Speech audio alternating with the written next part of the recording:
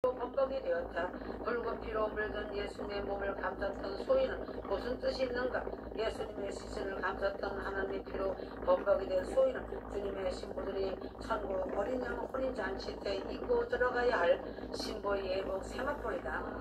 예수 그리스도 십자가 보혈의 피는 하나님 아버지께서 주님의 신부들에게 주는 엄청난 지참금이다.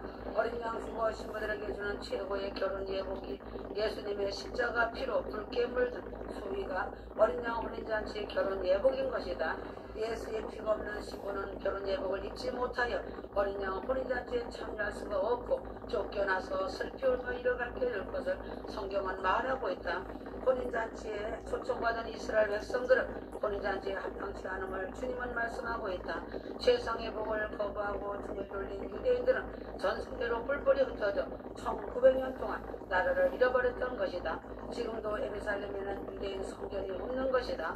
이스라엘은 성전의 역사이다.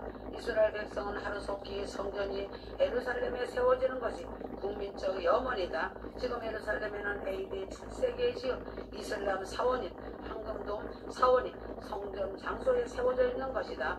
공중유거 후 적그리스도 짐승이 성전에 앉아 자칭 하나님이라고 선포할 것이라고 성경은 예언하고 있다.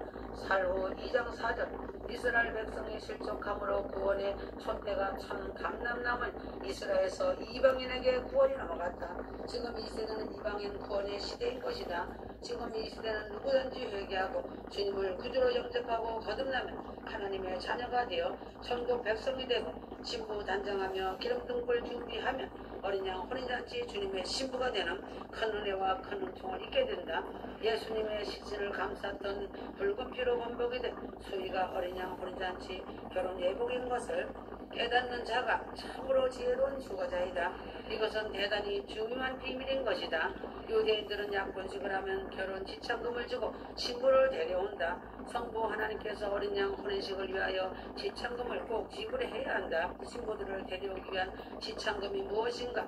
지참금이 예수 그리스도 십자가 보혈의 피인 것을 깊이 깨닫는 휴거 성도가 되어야 한다. 하나님의 경륜 인류 구속사 중에서 가장 중요한 것이 어린 양 혼인잔치이다. 어린 양의 혼인식이 눈앞에 실체적으로 다가왔다. 농부의 대가이신 하나님께서 6천년 동안 인간 농사를 지으시고 드디어 때가 되어 이 땅의 신부들을 공중유거로 하늘로 소환하여 데리고 가시는 할파조 사건이다. 살전 4장 17절 공중유거라는 뜻은 환희이며 지구 대탈출이라는 뜻이다. 인간의 힘으로 저항할 수 없이 성령의 초능력으로 강제로 잡아채어 순식간에 공중으로 끌려 올라가는 사건이 공중유거 사건이다. 살아있는 성도의 생체적 육체가 순식간에 오려니 하나님의 초능력으로 썩을 몸이 썩지 아니할 신령한 몸으로 변화체의 몸을 잊게 되는 것이 할파조 사건이다.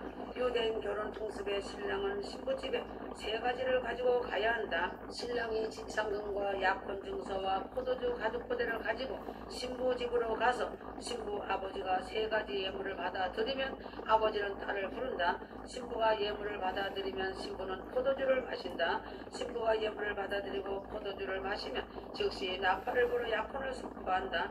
약혼 후에 1년 동안은 약혼자들이 서로를 볼 수가 없다. 약혼자들이 서로를 볼 수 없는 기간 동안 신랑은 신부를 위하여 신혼집과 신부 방을 준비한다. 아멘.